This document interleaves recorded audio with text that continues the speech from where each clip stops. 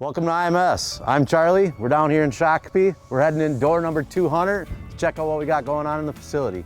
Follow me. So our entire process starts right here with customer service, order entry, sales. These gals up here get your PO in. They're gonna throw it in the system and we're gonna be ready to rock and roll over to engineering. So follow me to engineering. So over in our engineering department, these guys are going to take your models. They're going to create DXFs, all sorts of IMS prints based on what we're doing in the shop.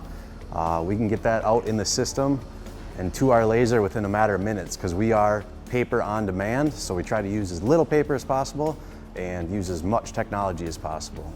So from there, this is really where the magic starts happening on that side of the wall.